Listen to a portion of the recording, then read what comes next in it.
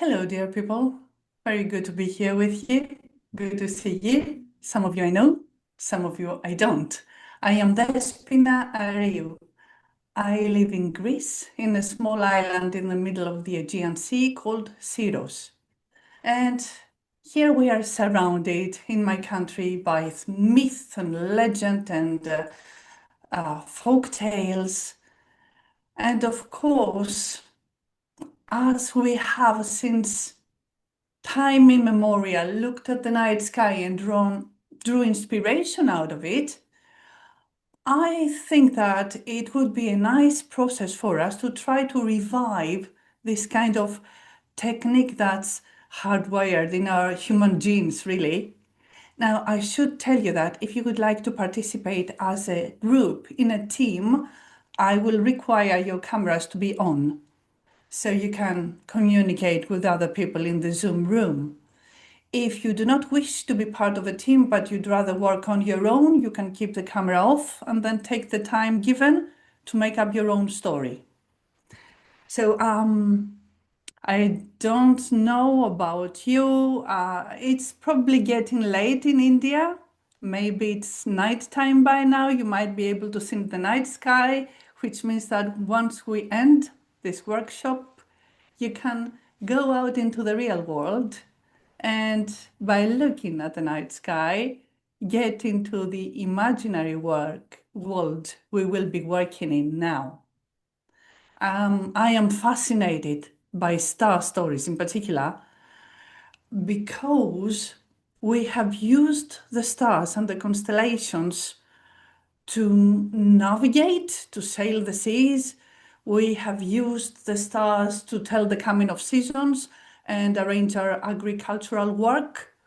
And most of all, for us storytellers, we have used the stars as a source of inspiration because our brains work like that. We try to find patterns, we try to find images we are familiar with.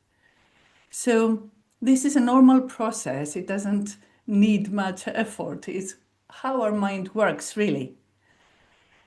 So for those of you with the camera on, will you please take a minute to unmute, introduce yourself, and tell me why you like stories in general and star stories in particular?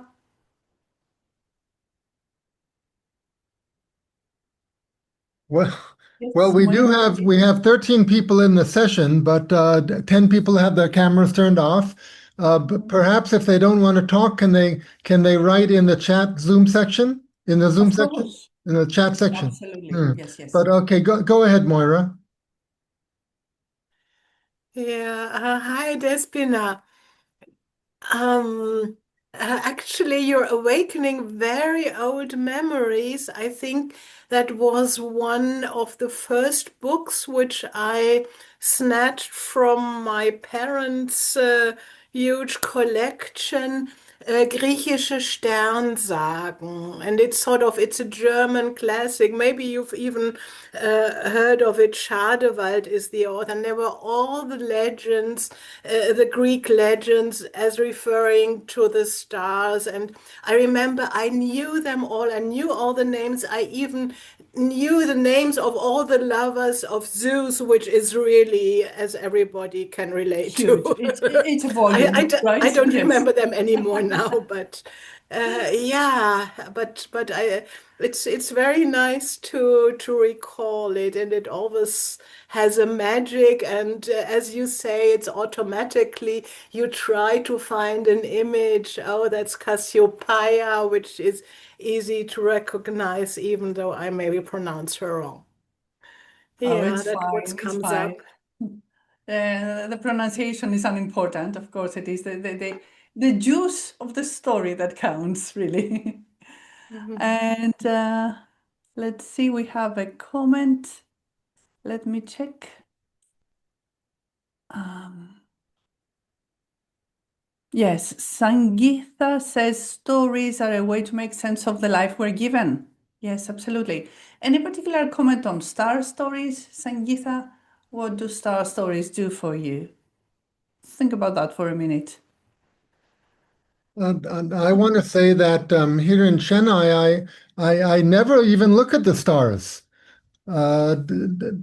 because I think there's so much light in the city. You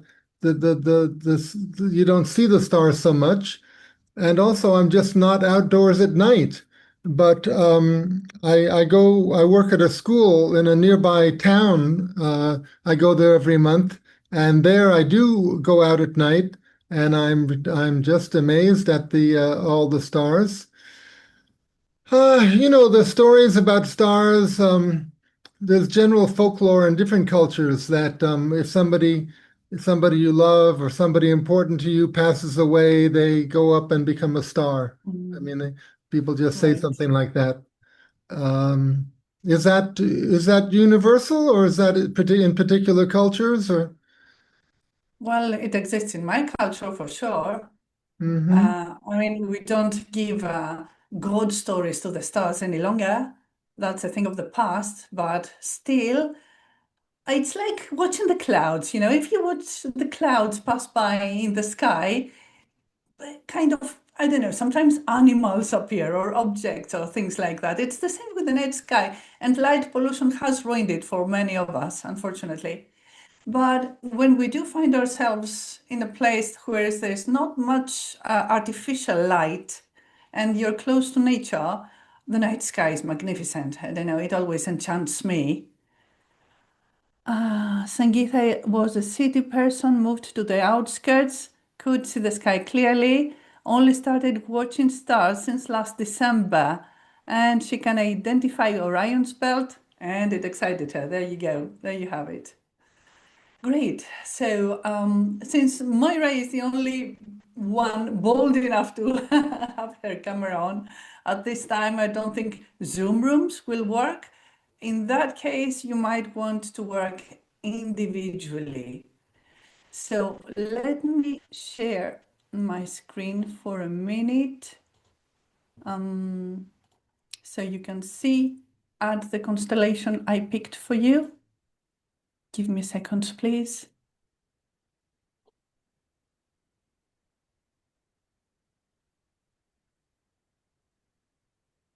Now, you might need either a printer or a piece of paper and a pencil or a pen, Hmm.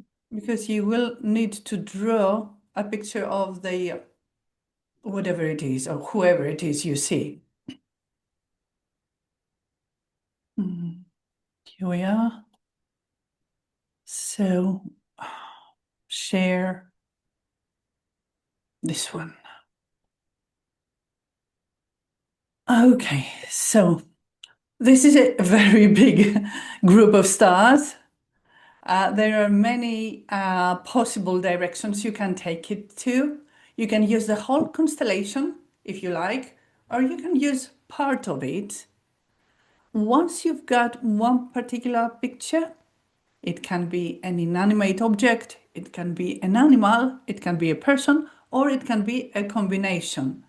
Try to draw what you see. Use the stars as bullets, pick the ones you want, and draw on a piece of paper what you see on that piece of paper. I'll give you a few minutes. Look at the picture, pick what you see, draw it on a piece of paper, please.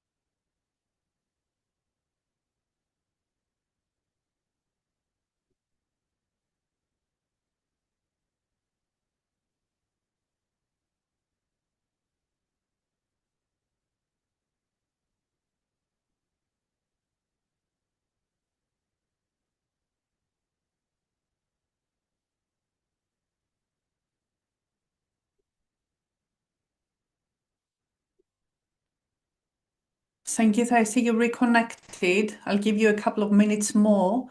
If you have a piece of paper close to you and a pen or a pencil, you can use this constellation I'm sharing and pick up part of it or the whole of it and let your brain create a character, an object or an animal or a person or a combination. Let's say 3 more minutes so you have time enough to join us.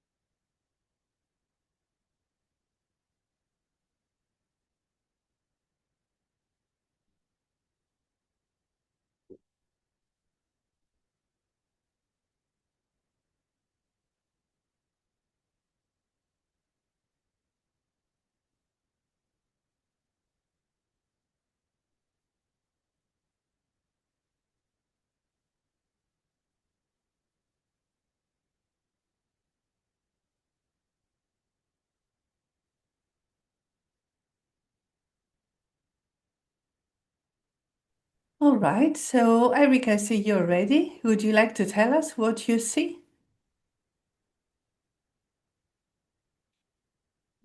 Did you ask me? Yes. Yes, well, as I wrote in the chat, I see someone sitting on a horse, and the person is looking towards the left, and the horse is also looking towards the left, and the horse is kind of standing back on its back two legs. Oh, I see. So it's lifting itself up with a rider on it. Yes, That's very nice. A man and a horse. Or yes, a person and a horse. We don't know yes, if it's a yes. man So yet. the person is sort of leaning forward as the horse is raising up its front legs. Hmm. What about you, Moira? I see you Um, drawing. I need Oh, you just unmuted yourself. Oh, you need a minute? just half a minute because I think otherwise you won't be able to recognize. And you want me to show the picture, right? Yeah, sure. Why not? Absolutely. I'll stop sharing now so we can have a better look at It's yours. just, because I used a very thin pen and one wouldn't be able to recognize Ooh, anything. no But worries. I'm Well, almost Sangeeta I'm says, no worries, no worries. Take your time. no Sangeeta I'm is seeing a flying horned dragon. Wow. That's a main character, all right. Ah, so okay, tell us what it is, please, Moira. what I saw is a kind of young hero saving the like I saw a bird sort of flying up. And it looked to me with a very long tail, looked to me like a peacock, I think is the English word. And so I had the idea the young man is trying to save the peacock, which who is beautiful but can't fly well, and maybe he's going to fall into the sea and so on, and that's so he's saving it because I think peacocks are fascinating Rescuing it. Luckily, animals. at first I thought he was strangling it. Sorry? At first I thought he was strangling the bird. But luckily he's No, rescuing come on. it. Tunaya says a giant rat chasing a little dog. Whoa, I'm fascinated with what will come out Hang on. Ah. of these pictures you see. This is so nice. Okay, Oh. let us pass to the second part now. Can I share a photo in the chat? I don't think I can. Sangeeta knows how to put a photo in chat, but I don't. Ah, I right, don't know yes. either. File, probably file. Let me see if I can put it in here. Well, just do a screen share. Can I Yes, can I I say want how people to to show upload? what they are Oh, creating. yeah, Sangeeta, can you explain how to put a It's photo okay, in no chat? worries. No need, So no need. Got open it. the tab and there is a plus sign symbol button to the left. So you press the button and you get the options to share a photo, a file, or a GIF. Ah, a screenshot then, I see. Okay. Thank you. I hope you can see the plus icon. Can you? The Yeah. plus icon, I do, yes, where it says screenshot. Okay, great. So people can have it even if they have not created an image yet. Capture. Oh, there we go. Thank you very much. Thank you for that. Okay, awesome. So let us pass to the next step. Hmm? Okay, here we go. So now we need to create a beginning. We need what or who, which you've already got. It's the pictures you just made up. So you have your character, and you need to think about when and where. Of course, it can be once upon a time in a faraway place, but if you don't want that and you want to be more specific, you just place it in a time and a place and a situation. Now, at this part, at the beginning of the tale, it will be a good idea to decide upon what kind of story you're interested in telling. Will it be a funny story, a love story, a scary story, an adventure? Could be a combination. This will work as a guide. Of course, you'll have the freedom to change it later on in the process if new ideas come up. But when you create a beginning, you need to have one direction towards which to navigate the story. So at the beginning, we want the place and the time and a twist that makes your main character leave everyday life and enter the adventure.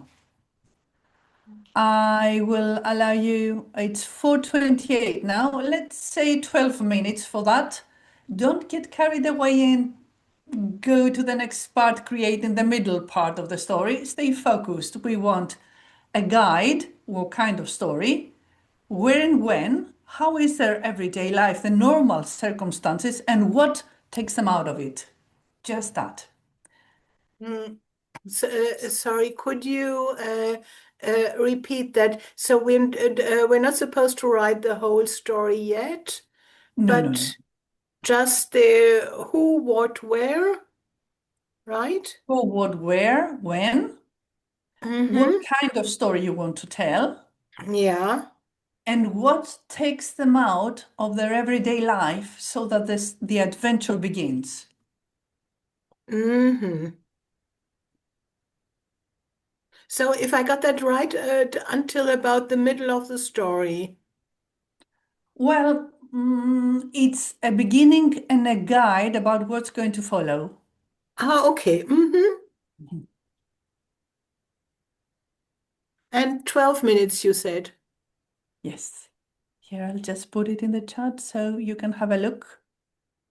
If you're unsure of where to take it, you can always go back and check.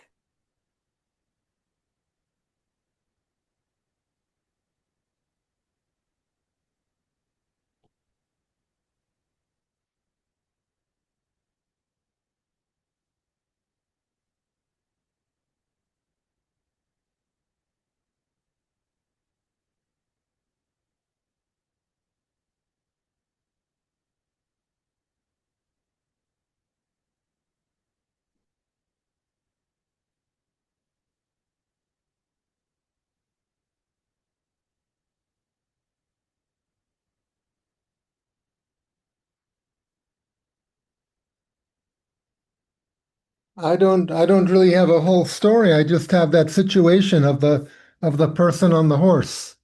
That's very good. That's what we want, Eric. We want just the beginning of the story, not the whole story. Hmm. This I will take guess a while. the story is, why is the horse going up like this, and what is the person trying to do? We're not in why yet. We want the main character placed in a time and space. Hmm. We want to decide what kind of story we're going to tell, Hmm. or a combination of kinds of genres. And we want something, a spark, that would take them out of the ordinary and into the extraordinary. Hmm.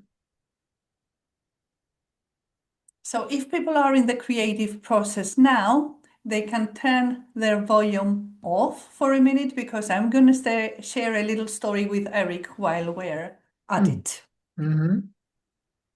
Okay, this is not a star story, but it's one of my very favorite pocket stories, as my friend here, Scroll, called them. They're very short, very tiny, and they have a wonderful meaning. So for those of you who are not playing but just listening, I hope you enjoy this. One day, as the night was drawing to an end and you could barely see the stars in the sky, dawn was coming out, beautiful colors across the horizon, fuchsia and orange and purple and red and golden. And with that, the sparrow woke up. And the sparrow shook his wings and his feathers, and he could not rub his eyes, but he would if he was a person. So he woke up and looked around him, and everything was covered in morning dew, little sparkly droplets everywhere. And he said, "Oh, this is a glorious day. It's going to be so wonderful. I should do some flying today." So he jumped, flew a little bit from one branch to the next, and to the next, and to the next, and went up the tree. And when he reached the top, he could see a dove on one branch and eagle on the other. "Good morning, good morning," said the sparrow. "It's a brilliant day today. I'm going to do some flying. Would you like to come with me, join me?" And the dove looked at the sparrow, and she looked at eagle, and the eagle looked at dove and looked at the sparrow and said, "Join you today? I don't think so. I went flying yesterday. Yesterday was a brilliant day.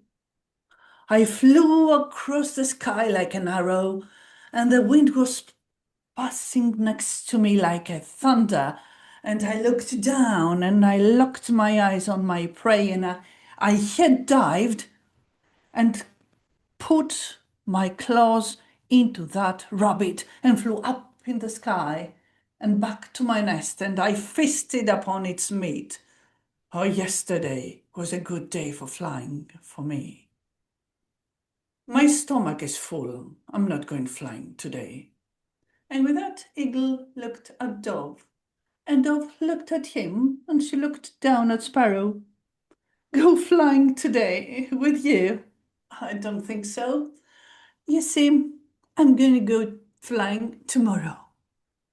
Tomorrow is going to be a brilliant day. The sun will be shining in the sky, and I'll go flying right next to the trees across the sky, and I'll be glimmering in the sunlight. And the people who see me from down below will look at me and they will think that an angel is passing by. I'll be glistening in the sunlight. Yes, tomorrow will be a great day for me to go flying. I'm not going flying today, she said. And she looked at Eagle, and Eagle smirked. And they both looked down towards the place where the sparrow was but a minute ago sitting.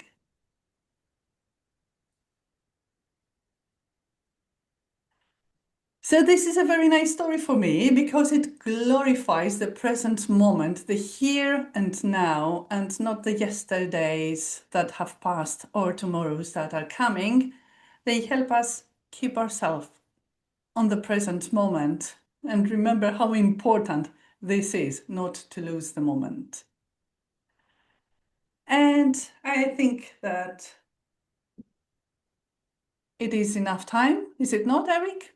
Yes. But sorry, I really don't get it because I missed the story now because I thought you told us to write, and I did, Moira. I shared the story for the people who were not yeah, but you participating. know that would mean for me that I have to move to another place. You cannot turn So the volume because down for a minute. I- Okay, it's in the instructions that if you're because you know once working, you start telling a story, I want to hear it, and I can't focus on my own stuff. oh, I will be tempting you. Sorry, sorry. That way, I told the yeah, and now people, I missed it there are some anyway. people, Okay. it's okay. There are some people here who do not wish to take part in this, do not wish to make a story. They're just here to Yeah, listen. yeah, okay, So okay, I thought we okay. should entertain I them as get it. well. I didn't get very far in writing anyway. So we have more It's okay. time, or and No more Eric, are time is you up. writing at all, or am I I the only I one? have the story, whatever I have it in my mind. Not Ah, writing. Yeah.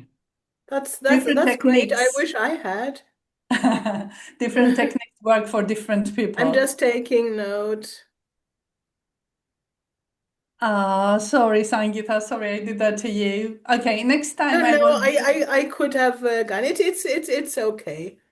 I Moira, just you don't will want get to to miss hear any it. story, you know, I that's promise all. I will share it with you at Mm, Gales so you don't miss it.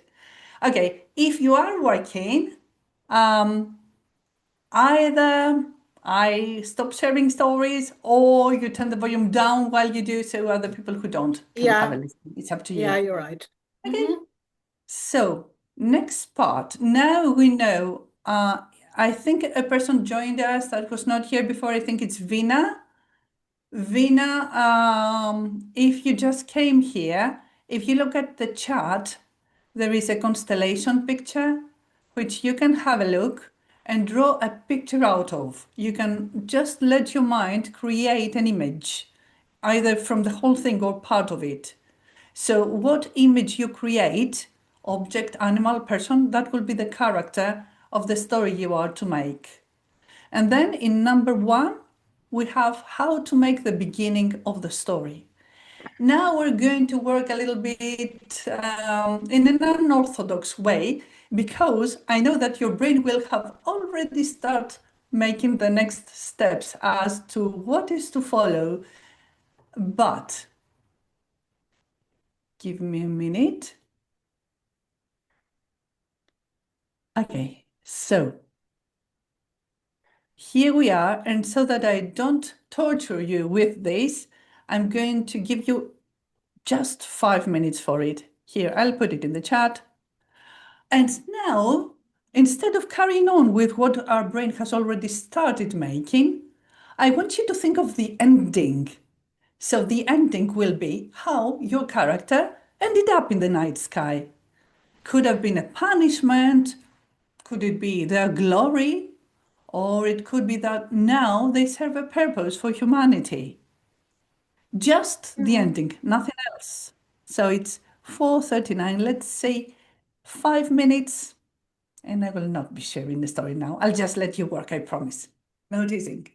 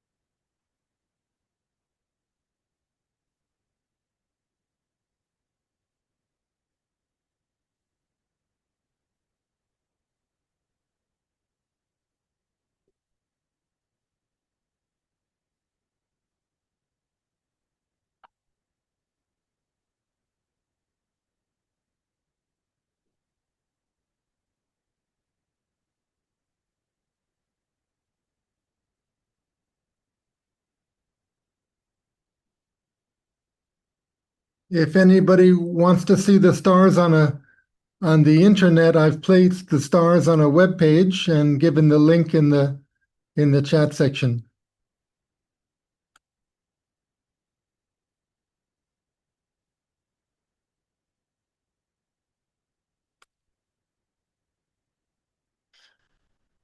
See, when new people come in, I'm not sure if they see the chat that happened before they came in.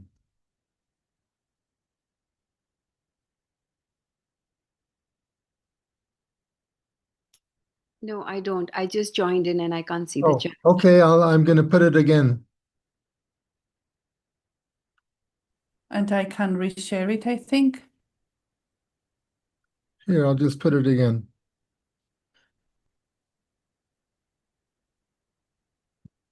So Neha, what we do now is we look at this constellation and we let our brains create an image.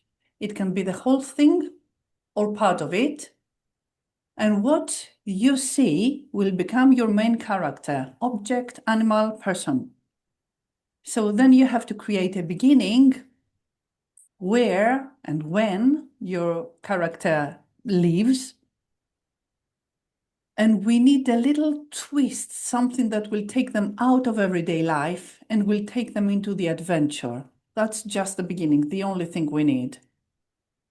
And then, instead of going to the next part, we create the ending. How did that character ended up in the night sky? Was it punishment? Was it glory? Are they serving some purpose now? Create the beginning and the ending and concentrate on what kind of story you are interested in telling. Love story, funny story, scary story, adventure, a combination. So you have this as a guide.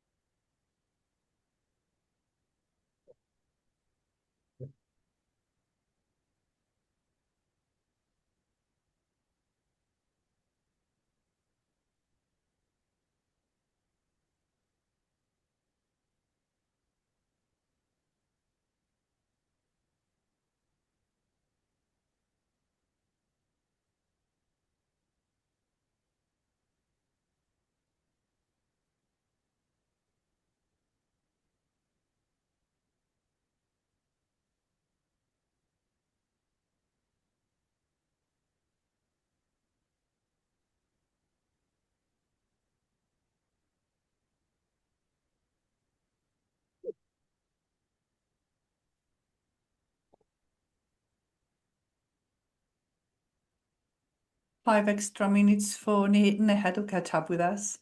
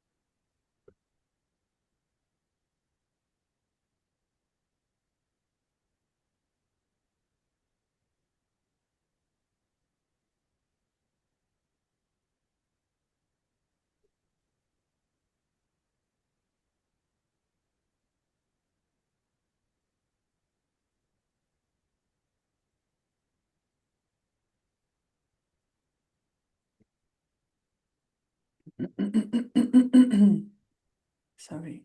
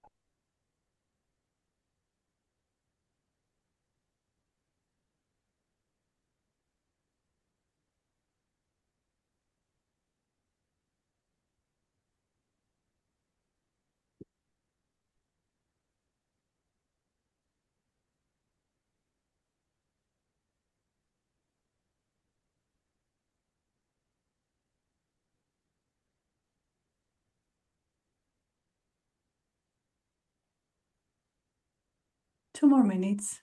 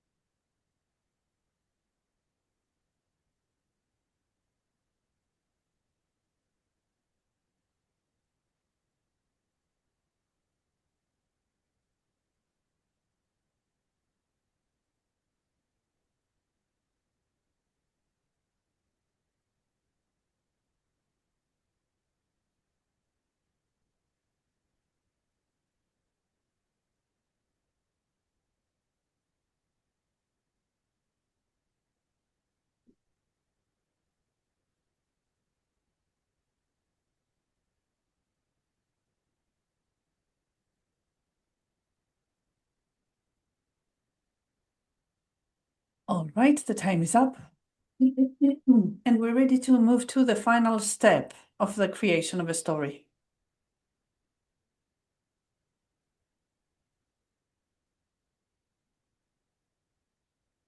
I'll put the instructions in the chat for you to check. So now we're going to do the main thing, the main topic, which is what led us from the beginning to the ending we have imagined. This can be done in as many ways as you like, but what I use as a technique is three steps, because it's a magical fairy tale, and in magical fairy tales everything happens in three. So I like this.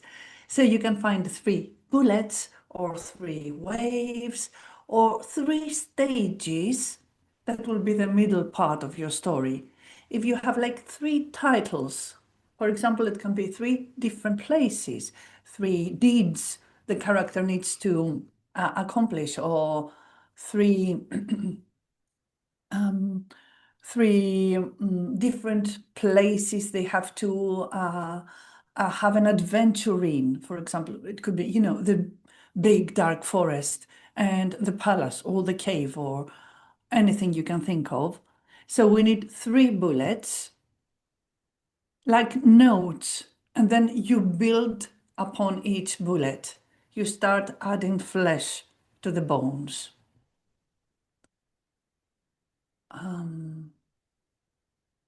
I think Raji just joined in. Raji, are you here to create a story? Hello. Okay, let I have been a share little late. this. I thought I will just be in the audience. Is that okay? Because you've It's already begun, perfectly right? all right. Perfectly all right, Yeah, as you okay. like. Yes. I'll just Despina. quickly share what we're doing here with you. Mhm. Yes? If you could expand a little bit what you mean by uh, bullets. I don't quite. I think I more or less finished my story, and now I'm afraid I've done it wrong. So, There's no right way and wrong way to do it. I'm just suggesting. It's up to you. So what I do if I want to create a story, and I know what kind of story I want to create, is I have the character go through three ordeals, let's say, like three things they need to accomplish before they get there. Because what we see in the sky will be the result of their coming of age, their accomplishment as a person, their proof that they are worthy. and what if it's only one ordeal challenge It's he fine. It's fine. passes? Anyway, what we're doing now, it's just brainwashing. You can brainstorming, not brainwashing for Okay. Christ's sake. Mm, Pardon, yeah. brainstorming. Okay. And Thank then you you. can add more things later if you feel like it. You can play with your story, you know. Mm. So this is what we've been doing, Raji. You can check the chat. We have used this great big constellation. We have allowed our brains to create a picture out of it. So that will be the character of the story. And then we took it step by step in an unorthodox way, because we started from the beginning, then we moved to the ending, and now we're in the middle part. We are connecting the dots.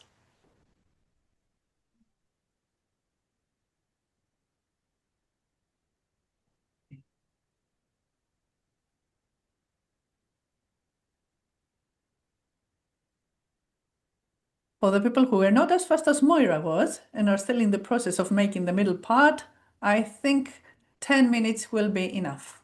Well, 11 if we want to be precise.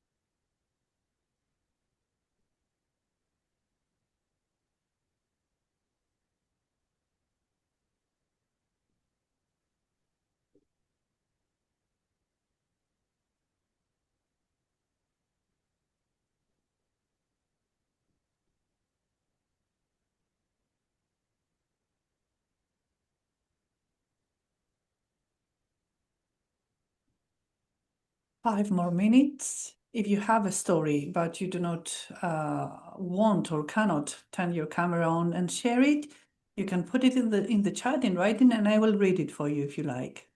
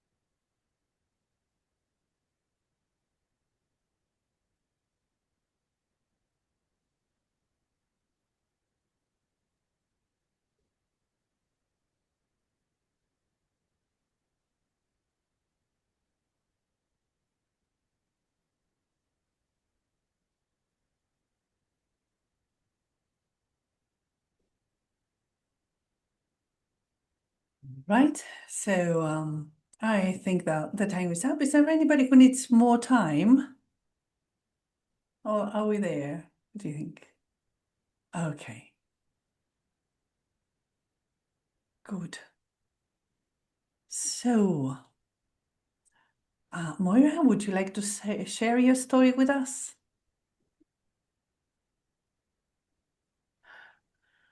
Okay, I never improvise telling a story, but I I can give it a try. Good. So once upon a time, in a land, a dry land between two rivers, there lived a boy whose father was a rich merchant, and they had a pleasant and good life.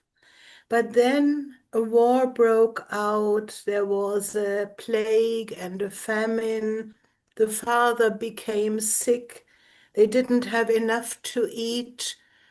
And the whole family was desperate. And most of all, the boy, who was a big boy already, growing up to be a man. And so he had the desire to do something to save his family and his whole town. And that night, he talked to his mother, who was almost too weak to point up to the stars and tell him a story as she had done when he was a little boy. And she pointed to a special place in the sky and said, "Remember the story of the golden peacock I told you, who brings riches, who brings relief, who brings salvation?" And he said, "Oh, my mother, I want to go and find this peacock." And he took leave in the early morning hours and wandered through the whole country, which was so dried out, and it took him a long, long way to get to the north, where the uh, banks of the river became more fertile. And one day he saw a wall, and behind that wall, a beautiful garden. Of course, he couldn't know that this was the garden of the king. And when he looked over the wall, he saw peacocks, beautiful peacocks in all colors, and only one golden peacock. And while he stood there in awe, he saw the peacock walking down to the river to drink, but he also saw a crocodile approaching silently and slowly. And as fast as he could, he climbed over the wall to save the peacock from being killed and eaten. But then the guardians had already seen him, and they raised their bows and arrows, and he just had the choice to run away to save himself or to save the peacock. But he just couldn't let the peacock die. So he grabbed the peacock by the neck, was arrested by the guardians, who took him to the king. And of course, he was sentenced to death. And he couldn't defend himself because this was another land with another language. So he drew into the sand the image of himself and the peacock and the whole story which had taken him there. And this was a wise king. Sometimes rulers can be wise, and he thanked the young boy, and he understood, and he gave him camels loaded with wheat and all the things they needed to eat, and treasures. But the most precious of all, he gave him the golden peacock and his wife. And when he had finally arrived home, to the great delight of the whole city and his family, the peacock's wife laid a golden egg every morning, and the boy, of course, he grew up to be a great hero and a well-doer to his to his city, and his children and grandchildren and great-grandchildren still point up to the sky every night and tell each other the story. Oh, how lovely. Beautiful. Indeed. Thank you so much. Thank you, Moira. Yeah, thank you for the experiment. Yeah, it's a nice game to play with. What about you, Geoff? Have you got a story for us? No. Okay. Raji? No, I think she just came. Raji, did you have a story from the stars? You got to turn your mic on. Yes, I have joined in between. Just some time back, I joined. I don't think I have a story, but it's nice to hear this amateur storytellers write on their own, and lovely to hear them. Wonderful, wonderful. Excellent. Thank you. What about you, Janet? Did you make a story?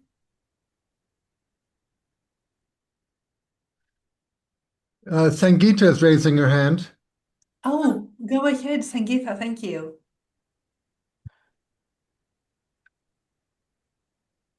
Oh, now she disappeared. I'm She's here. here. Yes, yes. I'm sorry, the video does not work on this device. Is that It's okay? perfectly all right. Don't worry. Okay. So I picked the horned dragon, which can fly, and this is how I assumed my story would go.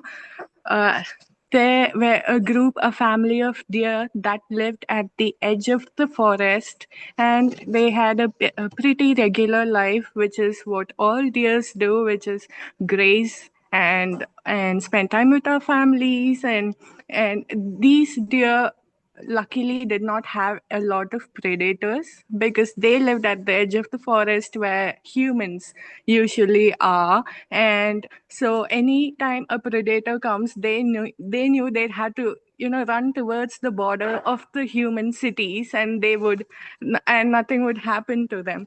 So their life did not have a lot of things to be scared of, not a lot of difficulties. It was a pretty pleasant life, and there lived a deer among the group of deers. She had the most beautiful horns of all deers ever, and the other deers would always look at her and compliment her. Look at you, look at the pretty horns that you have. And it so happens that at the edge of the forest, humans would come to camp every week, and during camp, they would share stories of different creatures. And this deer loves listening to stories and listens to them whenever it could. And one weekend, the story was about a dragon who lived in the clouds, and family of dragons who were all known to have such beautiful pretty horns ever known in all of land. And this sparked the deer's curiosity. Now I need to know, because I thought I had the prettiest horns, but looks like there's something called dragons which live in the clouds, which seem to have such pretty horns. And I need to know, I need to go and visit them. And so the deer goes off on an adventure. It starts because deer can't fly usually. So it begins by climbing the highest peaks of mountains, and it loses a quarter of its life just climbing mountains and looking for dragons all over. And the stars, which keep looking at the deer every night, they're like guardians for this deer, and they wonder, why is this creature spending all its time, all its years looking for something that I just heard. So when its second quarter of the deer's life is about to be finished, the stars visit and ask the deer, why you on this quest? What do you want from this? And the deer says, I just would like to see a dragon. I would like to know if they're beautiful horns. I would like to see who they are.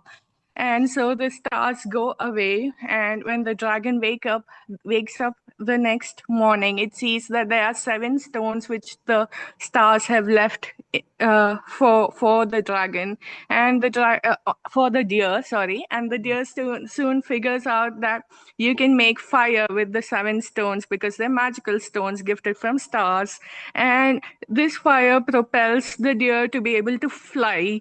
And so the deer spends the third quarter of its life searching all around the sky for these magical dragon lands. And the stars again wonder because there is a period where it becomes a quest, and there is a period where it becomes something that's completely taking over your life, and the stars feel pity. And when the third quarter of the deer's life get over spending in the clouds searching for the dragon city, they ask the dragon, why are you doing this? And the deer says, I just want to know these dragons because I feel like my life's purpose is to know these dragons. And the stars do not know what to say to this deer, and so they just go away. But when the fourth quarter of the deer's life begins, and it's the final quarter, and the deer has lost all hope about, it has forgot the meaning of why it started.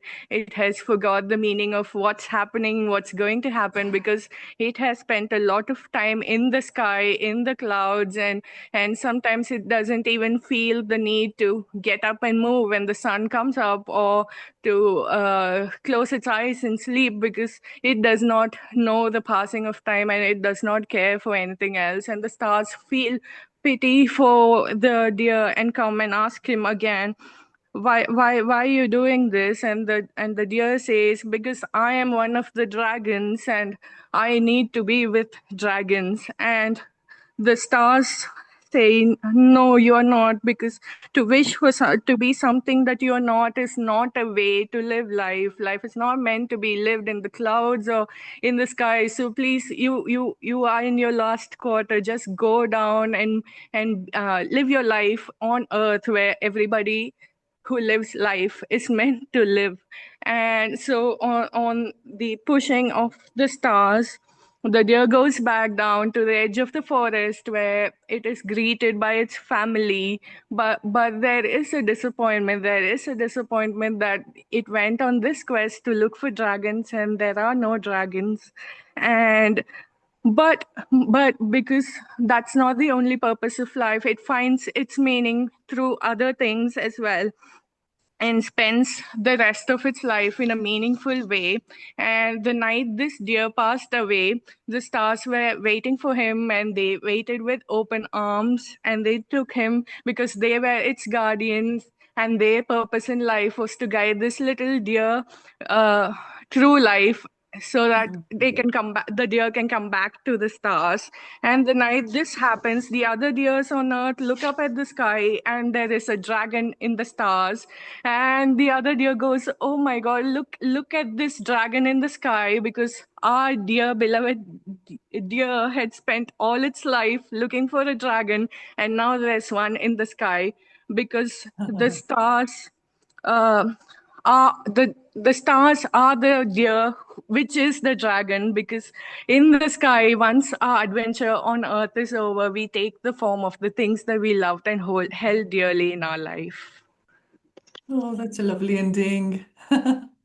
Wonderful. Thank you, Sangeeta. Oh, beautiful. And Eric has shared with us not a story, but an incident that could be turned into a story. Eric says in the chat that he sees a person sitting on a horse. The horse is walking leftwards. The person is also looking that way. And the horse is rearing up on its 2 hind legs because maybe it has seen a snake. So it takes place in the USA's Old West, where there were cowboys. So the cowboy is the main character. A human tries to control a horse in the midst of unruly nature. That's a very nice picture. And you can make it sensory. You can have the wind blowing and the sand swirling up around them. And You can make a story from this incident. You can The uh, start the person mid-adventure. the That's person has another to technique. struggle to keep balance. You see, because the horse is coming back, and the person has to struggle to not fall off the horse. Mhm, mhm. So, what you need to do to turn this into a star story is figure out how the rider got there. What was he doing? Was he in pursuit of something? And how he and his horse ended up from that point, from old Western environment, up in the night sky, and why? That's a nice place to begin from. Great. So this has been lovely. Thank you very much for your priceless effort and the stories you've made. I hope you draw inspiration out of this. I'll just put the PayPal if you want to buy me a coffee, I don't know, and my webpage in the chat. And I would like you to take this technique. It's fine. We made stories. This was the whole point. But you can play with it now that you know how to. If you have the chance to look at the night sky, you can play with your kids. You can play with your friends. You know, you just let your imagination go wild. Just let it make up images and stories. And do comb your story because you know we make a first draft, and then of course we have to weave it nicely. You take out the parts that you deem unnecessary. You focus on the action because what we have created is fairy tales, and fairy tales are always very precise, very action, action, action. There's not much narration unless it's one little descriptive part. So you have the beginning, the first draft, which you can work upon now. And maybe you like to share your story with friends or in a circle, or who knows, maybe I get to listen to some of your stories elsewhere after you have done more work on them. It's a never-ending process, is it? You never get quite there. It's like painters. The painters feel like they've never ended a painting. They just keep drawing and drawing if you let them. It's the same with us, weaving stories. So So this has been wonderful, Raji, indeed. Wonderful efforts, yes. thank you. I just want to ask about the constellations we know in the West. Are they all based on Greek legends? Well, there are a lot of stories on constellations. Almost all of them are involved in more than one Greek legends, really, because, you know, not legends, myths, because it contains gods. So when there are gods involved, it's myths. So you have the same constellation given different names through different eras, historic eras. Mm-hmm. So you have the dragon, but the dragon can be turned into a hunter in another story, and it can be turned into a hunter and his dog in another one. So you have variations of myths, and sometimes you have totally different stories on the same constellations, which is what we should be doing But every they chance we come from get. ancient Greece. I mean, the ones that we know in Europe and the USA, do they? The myths, yes, they do. But of course, you have then you have Indian stories like Indian folklore, Native American stories that contain constellations. Well, you have star stories from all over the world, really. Some of my favorite folk tales include stars. Hmm. So we never stop getting inspired from the night sky. And I'm sure in India here they have a whole different set of stories, which Mhm. I don't know about. Raji, do you know any constellations in India? Indian culture? Uh, You got a yes, we clue? have quite a few of them, but at the moment I am not able to name them particularly. But otherwise, the mythology and folk tales also speak about constellations. Yes. Mm-hmm. Okay, thank you very much. Thank you all for being here. And once again, Eric, you're doing a wonderful job every year. I admire your effort really on the storytelling department. Very well Thank done. And you. thank you for having me. Thank you very much.